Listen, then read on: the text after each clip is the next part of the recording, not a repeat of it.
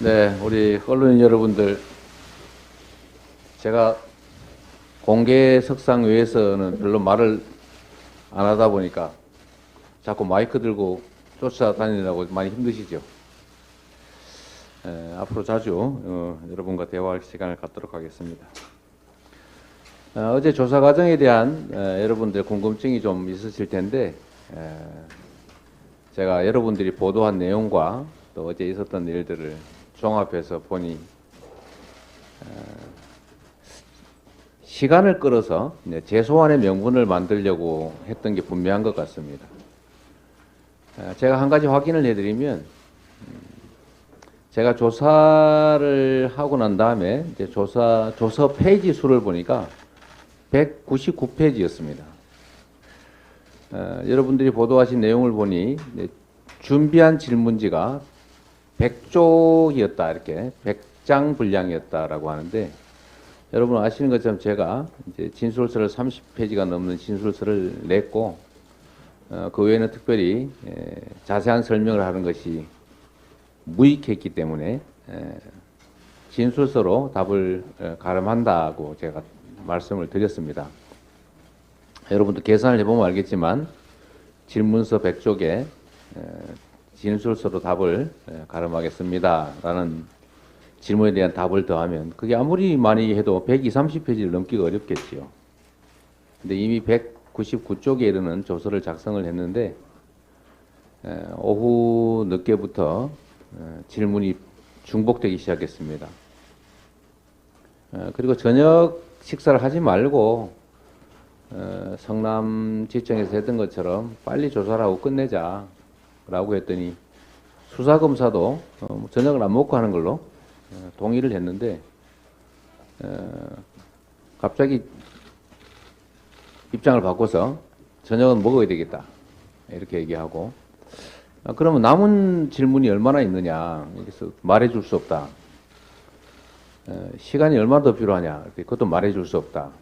이러더니 저녁 이후부터는 했던 질문도 하고 냈던 자료 다시 내서 또 물어보고 질문의 속도도 매우 느려지고 뭐 이런 현상들이 있었습니다. 이게 시간을 끌어서 제소환의 명분을 만들려는 것보다 이렇게 생각을 하게 됐습니다.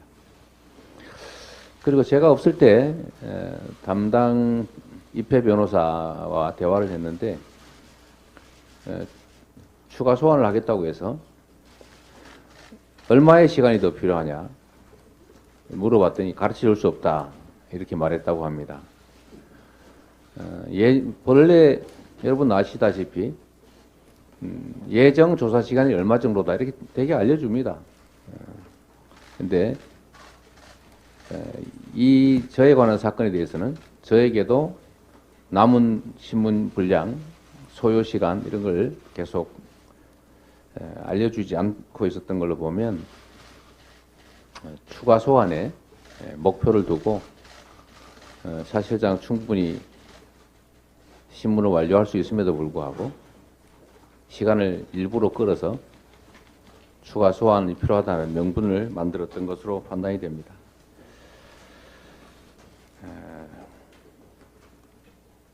저는 이게 검찰권 남용의 대표적 사례라고 생각합니다. 소환을 하는 목적이 진실을 규명해서 어떤 결론을 내려는 게 아니라 결론을 내놓고 시간을 끌고 그 결론에 짜맞추기 위해서 사건 내용을 왜곡하고, 그리고 수사 자체가 아니라 모욕을 주기 위한, 또 국민적 의구심을 만들어내기 위한 정치 행위를 한 것이다. 검찰의 정치적 중립 의무를 완벽하게 어긴 것이다. 이렇게 생각하게 됐습니다.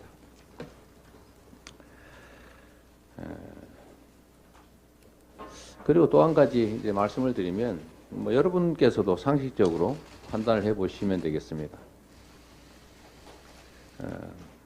설명을 한번 복잡하니까 비교를 한번 해보겠습니다.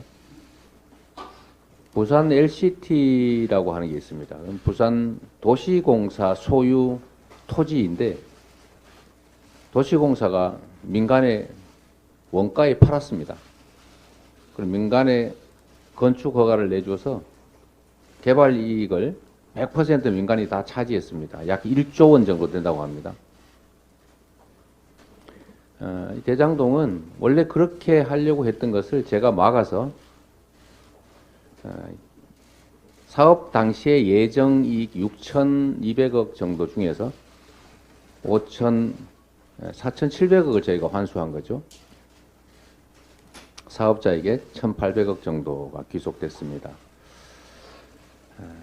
그리고 추후에 저희가 추가 부담을 1,120억을 더 시켰기 때문에 우리 몫이 5,503억이 됐고 민간 사업자 예정 수익은 1,800억 정도여서 약 70% 넘게 공적으로 환수한 겁니다. 검찰은 왜 그것밖에 환수하지 못했냐? 땅값이 오를 걸 왜 예상하지 못했냐? 그런 예상을 하지 못했으니 또는 업자들과 결탁을 한 것 아니냐, 업자들이 이익을 도모한 거 아니냐라는 이유로 배임죄라고 합니다. 그럼 LCT는 무슨 죄가 됩니까? 한 푼도 환수하지 못했으니까. 또 LH가 임대사업을 하려다가 포기했던 양평 공흥지구, 그건 대통령의 장모께서 100% 민간 개발 허가 받아서 개발 이익 100% 다 갖지 않았습니까? 양평은 한 푼도 못 받았을 뿐만 아니라 원래 받아야 됐던 개발 이익금 부과금인가? 부담금? 그것조차도 안 받은 게 문제가 되지 않습니까? 거기는 무슨 죄가 됩니까? 그럼 검찰에 제가 물어보려고 하는 거죠. 환수를 하면 배임죄가 되고 환수를 아예 안 하면 배임죄가 안 됩니까? 그리고 땅값이 예측치보다 더 오를지 예측보다 더 나빠질지 어떻게 합니까? 만약에 비율로 뭐 50%든 30%든 70%든 약정을 했다가 예측보다 경기가 나빠지면 수입이 줄어드니까 왜 고정액으로 안 했냐? 배임이다 이렇게 얘기할 겁니까? 하여튼 그런 건 점들로 보면 억지가 분명하다. 여러분께서도 제가 이 진술서 공개한 진술서 내용들을 한번 보시면 얼마나 검찰의 주장이 억지인지 알 수 있을 겁니다.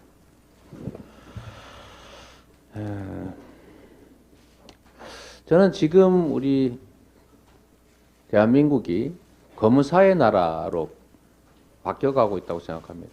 국민의 나라에서 검사를 위한, 검사에 의한 검사의 나라가 되어가고 있다.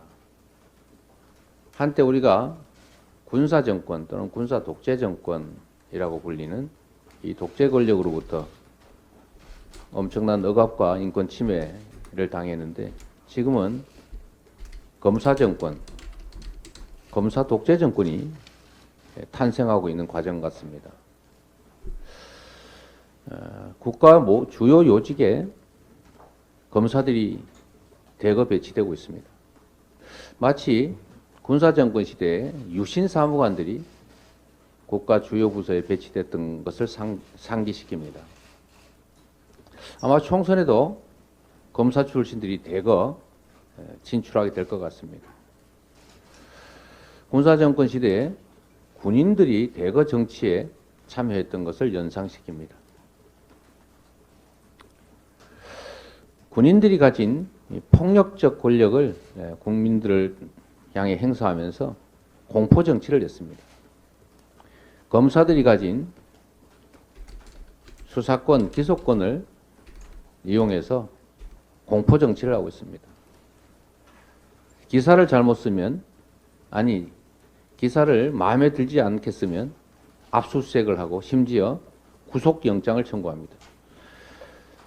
이거는 군사정권 시대에도 없던 일입니다. 군사정권 시대에도 최소한의 균형을 맞추려고 노력은 신용은 했습니다. 그러나 검사 독재 정권에서는 그런 최소한의 배려나 고려도 하지 않습니다. 윤석열 검사 독재 정권이 공포 정치를 통해서 국민을 억압하고 또 야당을 말살하고 검사 독재 정권 중심의 장기 집권을 꿈꾸고 있는 것이 아니냐는 의심이 듭니다. 심지어 여당 안에서도 제거 작업이 시작되고 있다는 생각이 듭니다. 추가 소환에 대한 여러분들의 질문이 계속 이어지고 있어서 제가 말씀드리겠습니다. 참으로 억지스럽고 검찰권을 이용해서 진실을 발견하는 게 아니라 기소를 목적으로 조작을 하고 있습니다. 참으로 옳지 않은 일이지만 결국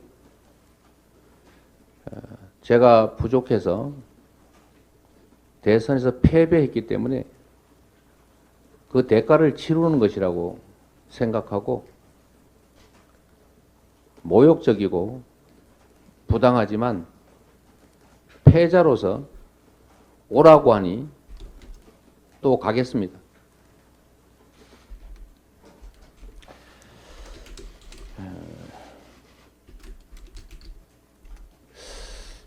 저의 부족함으로 선거에서 패배했고 그 패배로 인해서 우리 사회 각 분야가 퇴보하고 우리 국민들께서 겪는 고통이 너무 큽니다. 우리 국민들께서 겪는 고통이나 또 우리 사회가 과거로 퇴보하면서 이 받게 되는 엄청난 피해에 비한다면 제가 승자의 발길질을 당하고 또 밟힌다 한들 우리 그 국민들의 고통에 비교하겠습니까?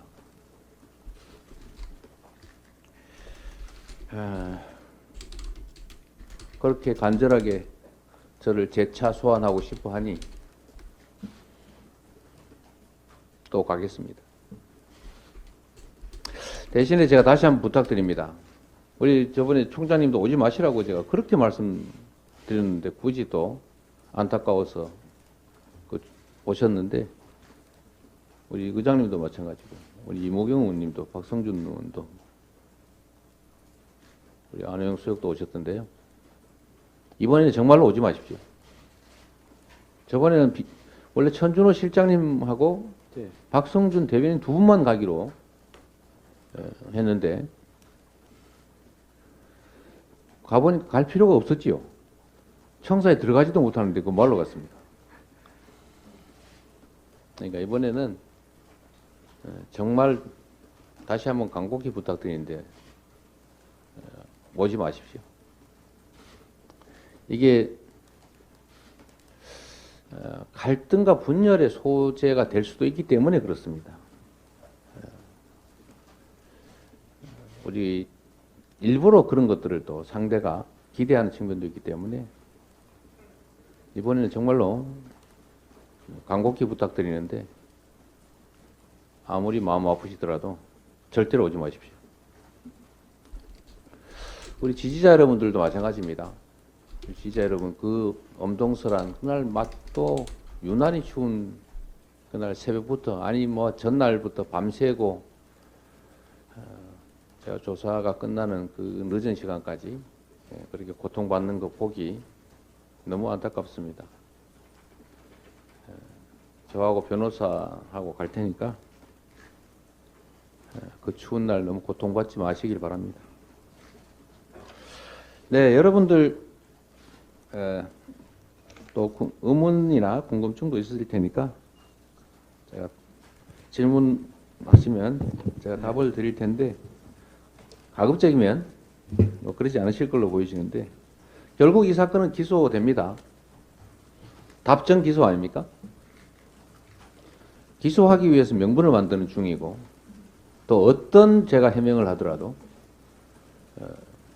기소할 뿐만 아니라 합리적 설명을 하면 그 합리적 설명을 깨기 위한 조사를 합니다. 제가 이미 겪어본 일이죠. 그래서 여러분께서도 너무 세부적인 법정에서 다툴 사안들에 대해서 그 관심은 조금만 줄여주시길 부탁드립니다.